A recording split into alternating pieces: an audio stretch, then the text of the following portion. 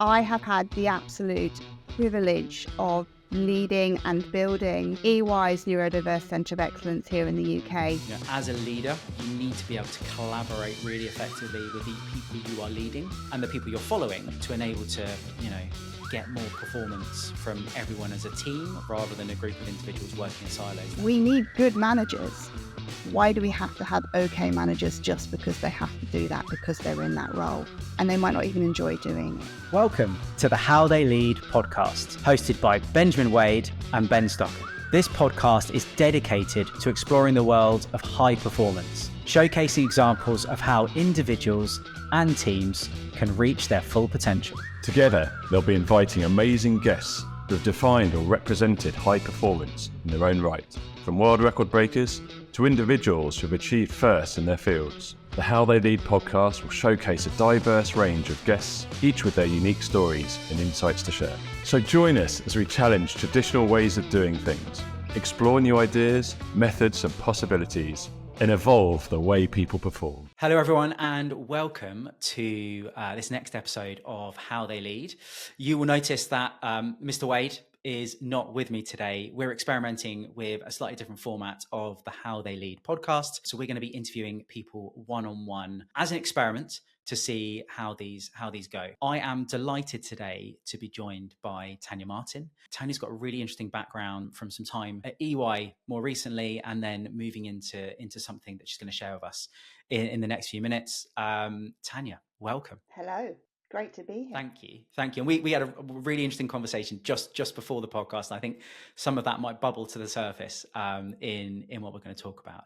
But please, can you, for everyone who is listening or watching, please share a little bit about you and what you're doing next as well. So I have an interesting title, a fairly made up title, or a fairly new title, in that I am a Neuro-Inclusion consultant. And I say this is new because actually we haven't been talking about neurodiversity at an organisational level for very long. I have had the absolute privilege of leading and building EY's Neurodiverse Centre of Excellence here in the UK. So 3 years ago, I got asked if I wanted to be involved in this project. At the time, I knew absolutely nothing about neurodiversity.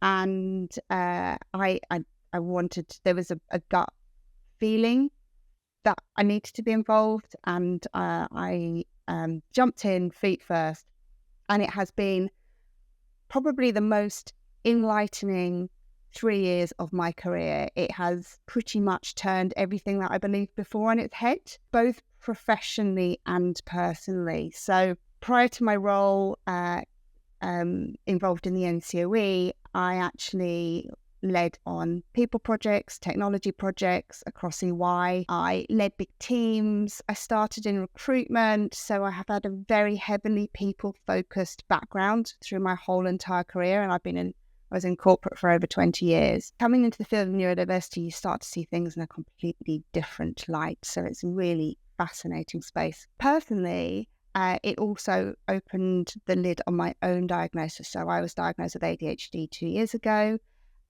Which made everything make sense in terms of the way I work, the fact that I've jumped between different roles and projects within organisations my whole career. I've been really lucky that I've played to my strengths for a lot of my career, which has meant that I've been able to progress. But it's also made me realise that actually some of the struggles and the challenges I had, particularly around my mental health and how that showed up at work, suddenly made sense in terms of why that was happening, and gave me some insights as to how I could work with that going forward as well. So this Neuro-Inclusion consultant, basically I have learnt so much about the employee life cycle and those that are neurodivergent, and my passion is to continue to speak about that, to continue to talk to organisations about that.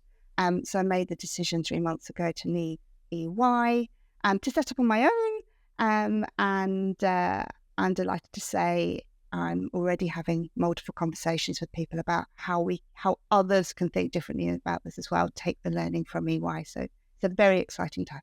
That's amazing.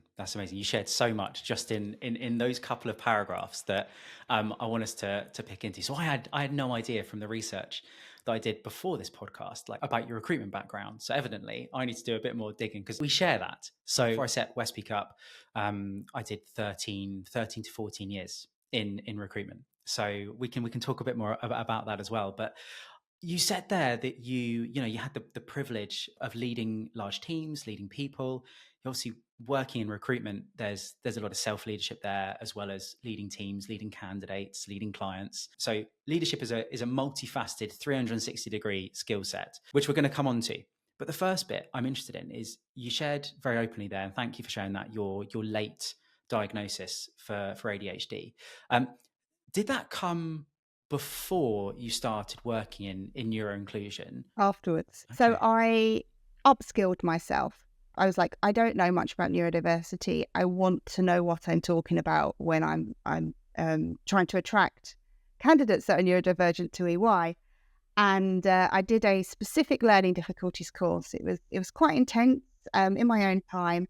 And as I was going through it, the ADHD traits were coming up, and I was literally sitting there going, tick, tick, tick. I was like, oh my goodness me. I'll be completely honest with you. I had the extreme stereotype of what neurodiversity was in my head. And I was like, how on earth can I have ADHD? And the more I learned, the more I read into it, I was like, oh my goodness me, this makes so much sense. Not only in the way I presented myself at work and the way I worked, but also in relation to some of the challenges that I was having. So exceptional performer year on year, but every 3 years had to take a couple of months off to lie down because I was completely overwhelmed with the amount of work that I had going on. And that was insane in my head, because I was like, I'm really good at my job, but actually this can be really overwhelming sometimes. And now I know that actually I'm time blind. So if you give me a task to do, I have no idea how long it will take. I will always go for the new shiny thing. So if you ask me to do something, I'll say yes, without realizing that actually if you mount those on top of each other, that's quite a lot to deliver. I was ending up getting overwhelmed. So even those small nuggets are super useful in terms of me being able to manage my own workload, being able to understand this challenge I have with time. So yeah, it was through upskilling myself that I was like, okay, this makes sense now. That must have been quite a profound moment. I think, you just said that it kind of made a lot of your strengths made sense. You were then, I guess, skilled up to create strategies and use tools to be able to overcome some of the, I guess, hyper strengths, as well as fill in some of the weaknesses as well, which, we shared just before we started recording, that I had a similar late diagnosis for ADHD, and in a very similar way as well, in terms of using the ADHD UK charity kind of self-diagnosis tool, and then thinking to myself, well, that's just how everyone would answer those questions. And then my wife answering them and looking at me and like, why the hell have you answered them that way? But it's the shiny, you mentioned the time blindness and the shiny ideas resonates with me massively in terms of how, I guess, my ADHD presents itself. So much so that I now have to use a clock on my phone to track task time, because if I don't, and my perception is it's a mundane, boring task, it doesn't matter how important or critical it is, I will procrastinate like hell, and it could take forever. But it's amazing. If I set a timer for 20 minutes on my phone and I put that in front of me, it's amazing how competitive I can get. And that ties into, I guess, an intensity strength. So what I'm really interested in now is the output of this podcast. And one of the goals of it is to share tools, tips that our guests have learnt and deployed that can help other leaders, either people who have got ADHD and are leading people, teams, projects, or really importantly, I guess, from your body of work, they are leading people who may be diagnosed with ADHD or some form of neurodiversity, or be undiagnosed, and leading those people to enable their performance and, importantly, their well-being. So from a self-leadership perspective then, how have you learned to lead yourself to, I guess, look after yourself as well as being a high performer? It is definitely understanding my strengths. So knowing where I am good and almost focusing as much of my time as I can in those places. And I was incredibly lucky. I worked for leaders at EY who did exactly that. They knew what I was good at and would point me in the direction of, right, here's a project. Would you like to go and lead this? And I'd be like, yeah, absolutely. So being able to chop and change in terms of the work that I do is really important for me and how my brain works. That self-awareness is absolutely key from a leadership perspective. The way I lead, and as somebody with ADHD, I need to be aware of some of the things that I'm not particularly good at. So we spoke about directness and that ability to actually, sometimes I can get quite frustrated and quite emotional about things. So just being very aware of that. But what I do is I bring resilience. And I think most people who are neurodivergent are resilient in relation to just the challenges that they've come up against in their life, that you have got to keep on picking yourself up and keep trying something. So going back to the time management example, I can't tell you how many time management courses I went on trying to fix my brain, or the amount of planners that I have been through trying to organize my tasks and trying to find something that works for the way my brain works. So there's definitely resilience there, adaptability, just being able to, that I'm at my best when things go wrong or are difficult or need me to think quickly. But going back to the point that you just made there, which was, doesn't everybody think like this? I had to have somebody else point that out to me as well. And as a leader, I think, particularly like leading a team of those that are neurodivergent, I think one of the things that I have adapted to is becoming more open, seeking more feedback, being able to make decisions, but taking everybody along on the journey with you. And the way that I've done that has been around vulnerability and trust, and being that person that actually, I haven't got this sorted. I am not perfect. Being open to just saying, actually, I mess this up sometimes and this is who I am. So I think that's really important from that self-leadership perspective, is that openness to be human, and particularly when you're leading a team of neurodivergent individuals, to stand up and go, I get it, I experience it. That's incredibly powerful.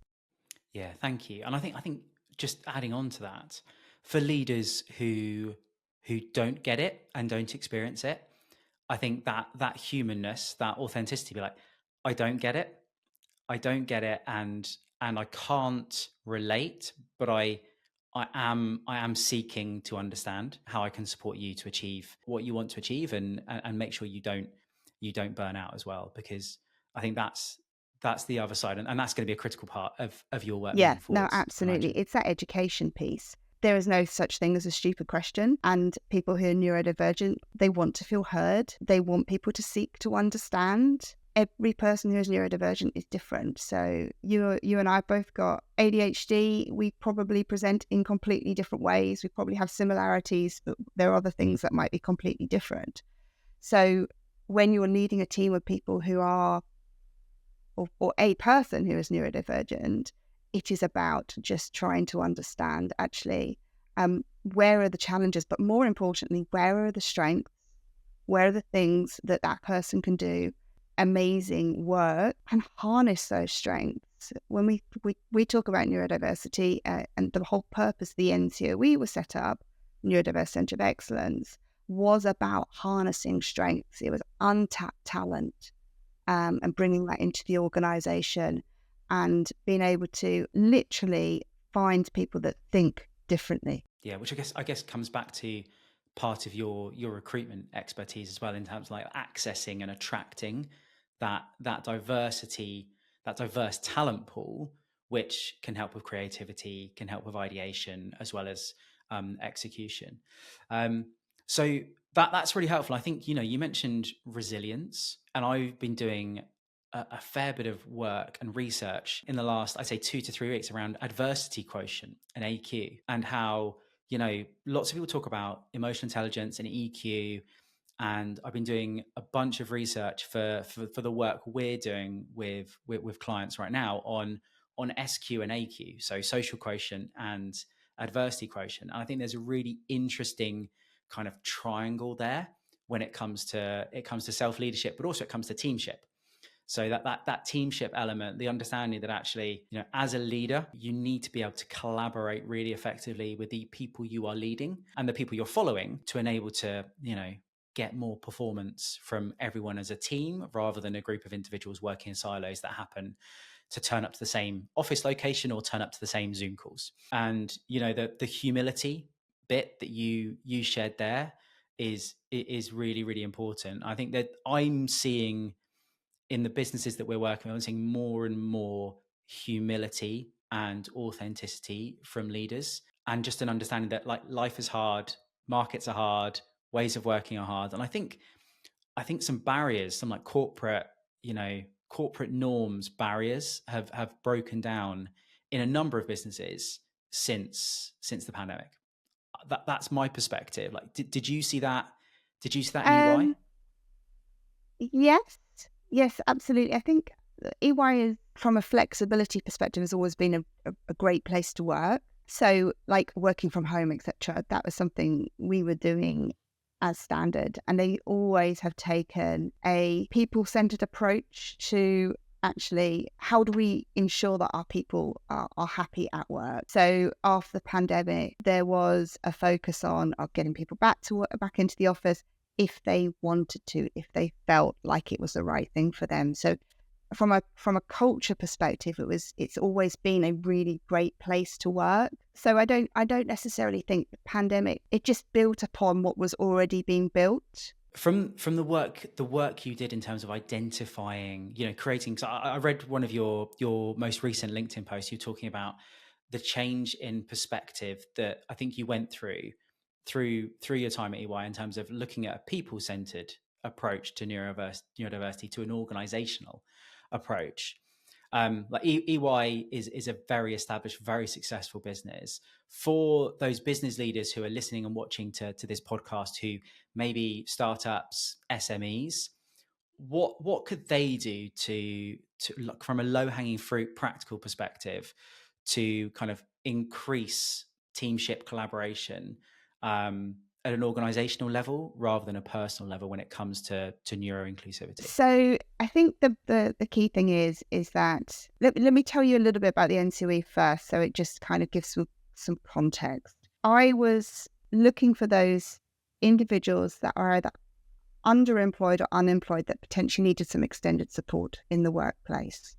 So it was quite unique in terms of what we were doing. So very similar to, I guess, an autism at work program, but it was that broader neurodiversity piece. And as a result, I had a team of 7 data scientists and data analysts who became a source of knowledge for me in terms of understanding what we need to do differently as an organization. And there were things that came to life that I'd never even thought about. So I was the person that had the conversation about how would you turn the lights down in the Manchester office? Because actually, from a sensory perspective, lighting potentially can be quite triggering for those that are neurodivergent. So actually, what did we have to do about that? And how did we approach that? So there's some really simple, practical things that I learned from that team that I'd never even thought about before. As I've mentioned, and I'll use this as an example, my background's recruitment. It's where I started my career. And I will go back to thinking about the training that I had when I entered my recruitment journey. And I was told to look at eye contact when I was interviewing somebody. It's like, is that person making eye contact? How firm is their handshake? And these are outdated now, but I say they're outdated, but I've never been trained differently. So there are a whole heap of people out there that might not necessarily understand this in a different way right now. And I think that's probably one of our biggest challenges, is actually hiring managers and getting them to think differently about who we recruit. From a recruitment perspective, when you're looking at those that are neurodivergent, the biggest barrier to entry is the recruitment process.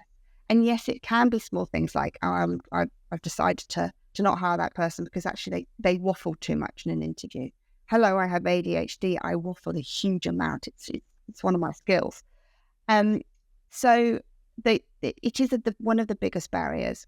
One of the things that we did in our team was start to think about this from a skills-based perspective, and not only just in terms of how we recruit, but how do we then resource projects going forward. If you asked me as a hiring manager to write a job description, I would have done what pretty much most hiring managers do, which is go into a folder, pick out a job description I had before, and tweak it slightly, because A, it's not my skill set to write job descriptions, and B, I just want it off my to-do list as quickly as possible. And then what we then do is we stick somebody through a standard recruitment process, which probably involves interviewing. What I now know is that that's broken.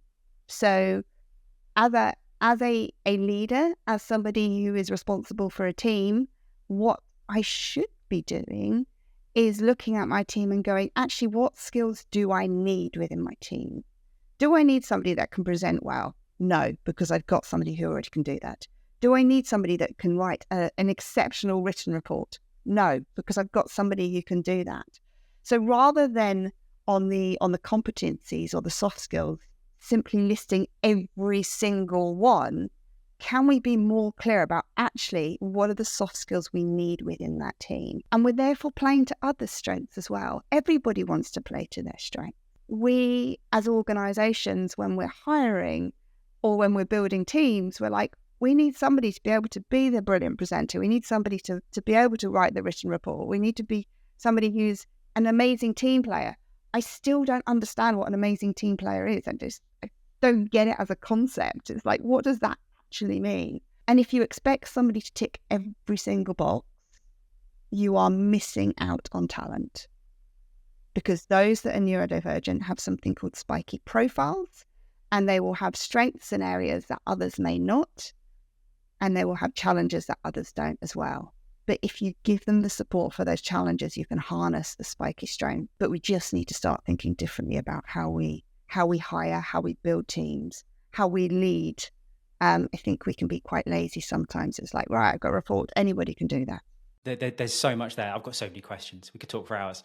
The spiky profile bit is really, really important. So as part of the work we do, we'll go and sit down with a business, generally CEO, HRD, chief people officer, and ask them why have they got in touch with us? What's the need?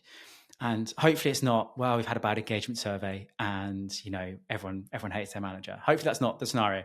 But normally it's, we know from a succession planning perspective, or we need to increase performance, or we're growing, we need to develop our leaders. And then they'll ask for a solution straight away. What do you do?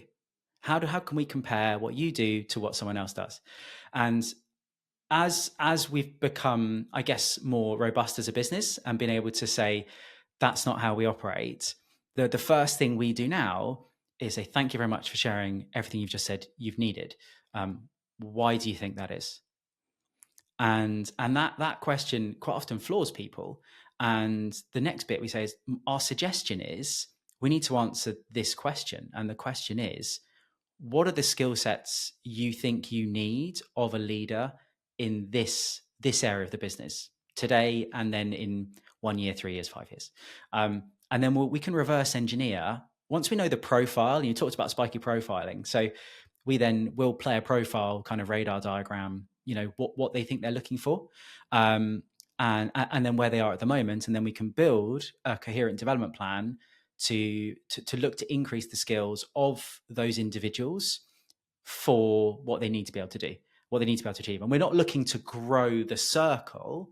We're looking at what are the specific, 3 to 4 competencies within their role that they need to improve. And will that push the dial from a corporate or an organizational or a functional performance marker?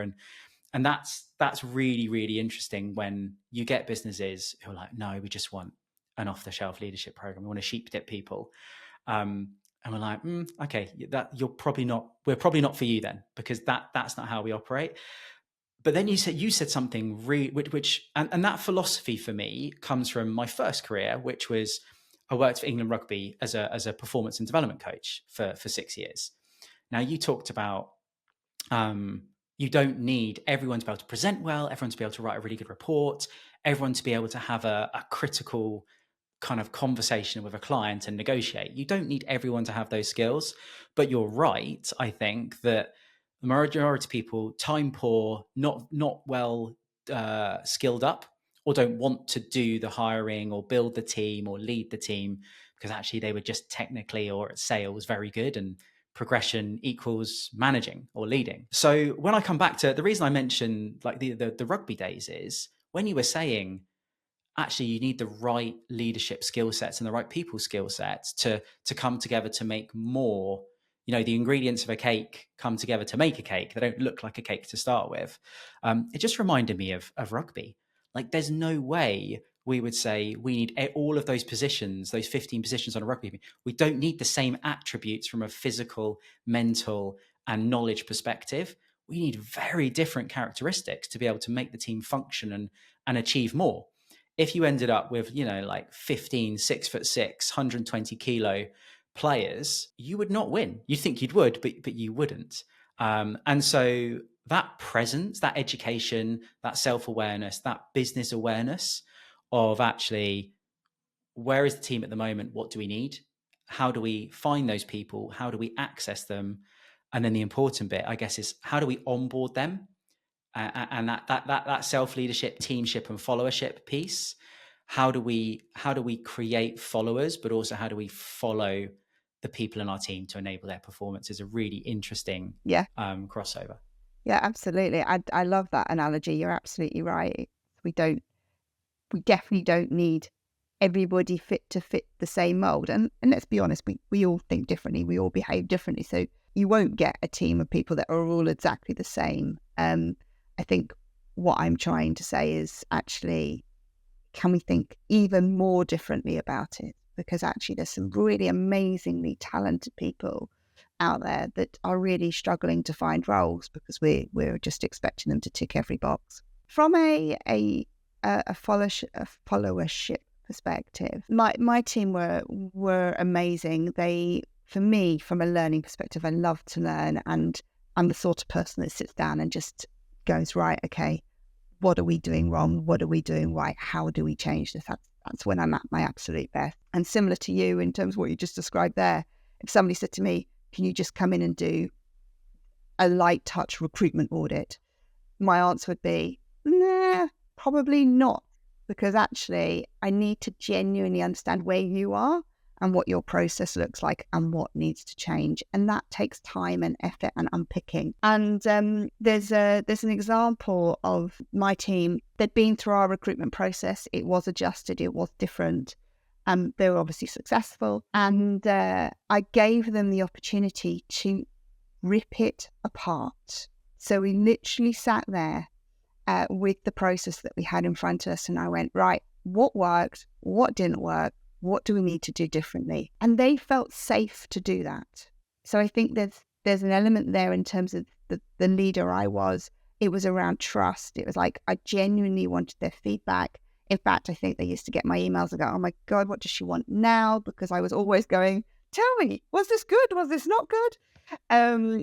So we sat down and there was 4 of us, and we literally took it step by step, and we went, that was great, that didn't work, we need to do this differently. What we ended up producing was something I could then take to our head of experience hire and go, so this is what I'd like to do. And I talked her through it, and she said, so basically what you're trying to do is an anti-recruitment process. I was like, yep, if you're on board with that.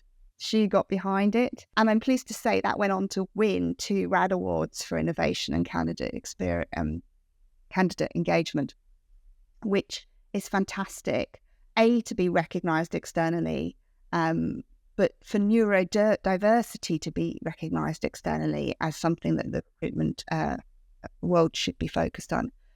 But that was all about how do you get a group of people to genuinely open up and tell you, this is a struggle for me, this doesn't work for me, and then by taking that information and being able to to make it into something that does. That's really powerful. That's probably one of my most favourite memories of working with that team. We were definitely in hyper focus. We were head down, ripping it apart. It was a great opportunity to get some real life feedback on what worked and what didn't work. Yeah, that's great. And I think it's clear. You can see, and I can hear your passion coming through that, but also to see that win those awards and see the outcomes from changing that process to make it more focused on actually how do we excel in this area rather than just have the status quo. And actually by excelling, you created more opportunities for people to work in a different way that improved access, but also improved performance, I imagine. Yeah, I was going to say it had broader ripples. So it's like what we learned could go elsewhere, and others started to get interested, and others started to ask questions, and that's the most important part. It's not about doing it in a silo. It's about actually let's make the biggest impact we possibly can. Yeah, and I think that co-creation of almost the giving your team, and it's giving your trust, isn't it? Like often have this conversation, people are like, is trust earned or is trust given? And we keep coming back to the trust has to be given in a certain amount for it to be reciprocated. And if both the leader and the team members as individuals and the team as a whole give their trust to a process and to performance, then you get that positive conflict. You get commitment, you get new ways of working, etc. Which is where a diversity of thought is super important, because otherwise your team may have come back to you and gone, no, Tania, like it's all great. Like, we love that way of working. We love that process. And really what they're saying is, I'm not putting my head over the parapet because I don't want to be the one that, that gets the wrath. So that's really, really important.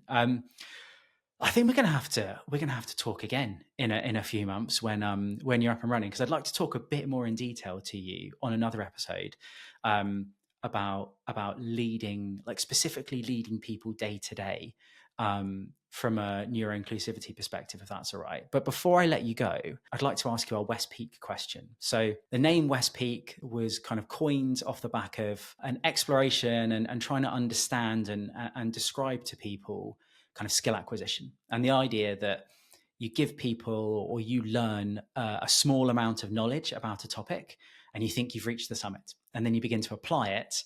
And in the real world, where the rubber hits the road and you realize there is a whole other summit over there, and there's some mountains in the Himalayas where have a West Peak and an East Peak, and the East Peak is a false summit and the West Peak is a true summit. So in the spirit of that analogy, what would be like a West Peak or a false summit or a real summit moment for you? So all the work I've done in relation to the Neurodiverse Centre of Excellence has been unbelievably eye-opening. It's actually to the point where I look back at the roles that I did previously that were people-focused and went, how did I not see this before? 1 in 5 is the current estimate in terms of those that are neurodivergent. They will be hidden in organisations already. They might not be telling you. They might not even know themselves that they're neurodivergent. And the NCOE work has made me reflect back and go, what could I have done differently? So is that the way I communicated? Is that how I engaged people, how I got people's opinions or ideas on things? It underpins every single people process that we do within an organisation.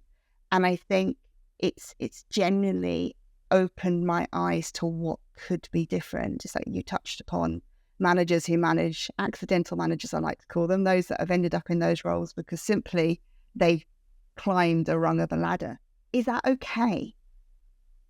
I don't think it is. What do we need to do differently to say, actually, you can progress without being a manager? We need good managers. Why do we have to have okay managers just because they have to do that, because they're in that role and they might not even enjoy doing it?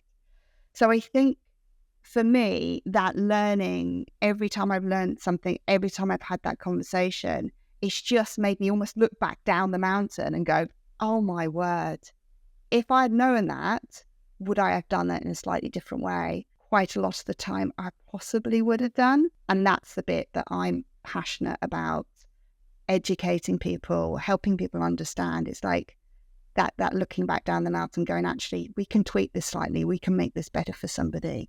And it's not big asks. It's not big tweaks. It's not expensive things that need to be put in place. It's just a different way of looking at something.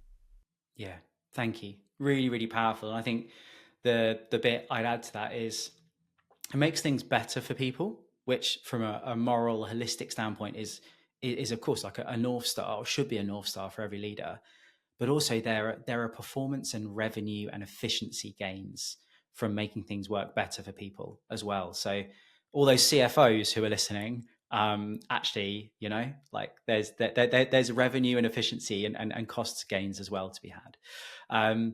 Tania, like we're gonna when we launch the podcast, this episode, we will put links for people to be able to get in touch with you in the show notes, etc. So I know you're very active on LinkedIn, so I encourage people to go and connect with Tania and have a conversation with her if this is interesting you from a business perspective, or from an individual perspective as well. Reach out and engage with her on LinkedIn. Tania, it's been incredible having you on this episode of How They Lead. Thank you very much for coming on the podcast. Thanks for having me.